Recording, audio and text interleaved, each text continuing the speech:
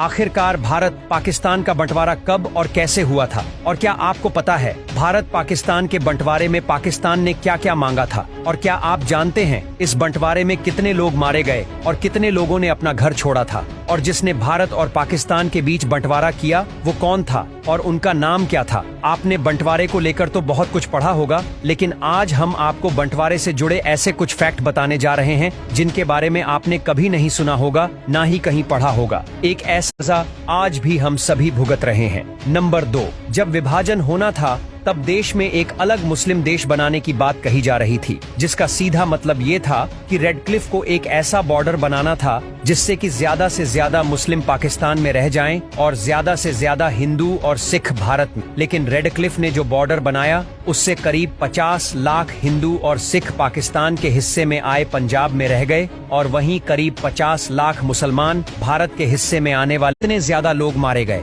Number 4, वैसे उन्होंने अपना काम पूरी जिम्मेदारी से तो नहीं किया था, लेकिन क्या आपको पता है कि उनके काम में इतनी गलतियां होने के बाद भी उन्हें इसके लिए कितनी रकम मिलने वाली थी। आप जानकर हैरान रह जाएंगे कि रेड क्लिफ को इस काम के लिए 2000 पाउंड मिलने थे, लेकिन उनके द्वारा किए गए बंटवारे से ना तो इंडियन लीडर खुश थे और ना ही पाकिस्तानी लीडर। इससे रेड क्लिफ नाराज हो गए और उन्होंने वो रकम लेने से इनकार कर दिया, और रेड क्लिफ इस घटना के बाद कभी भारत नहीं आए। नंबर 5, मानते हैं कि जब साल 1905 में बंगाल का विभाजन किया गया तभी देश के विभाजन की भी नींव रख दी गई थी। आपको बता दें कि 1905 में बंगाल का बंटवारा हिंदू और मुस्लिम आबादी के आधार पर हुआ था, और यहीं से अंग्रेजों ने विभाजन की नींव तैयार की। नंबर 7, भले ही विभाजन साल 1947 में हुआ था, लेकिन क्या आपको पता है कि पहले भारत पाकिस्तान बंटवारा 1948 में होना था, लेकिन ऐसा हो नहीं पाया। इसके पीछे की वजह हो रहा था तब कई लोगों ने बेहद अजीबोगरीब मांग भी रखी थी। कुछ मुसलमान तो ताजमहल को साथ पाकिस्तान ले जाने की जिद कर रहे थे। उनका कहना था कि ताजमहल आखिरकार मुसलमान बादशाह ने बनवाया था, इसलिए इसे पाकिस्तान में होना चाहिए। तो वहीं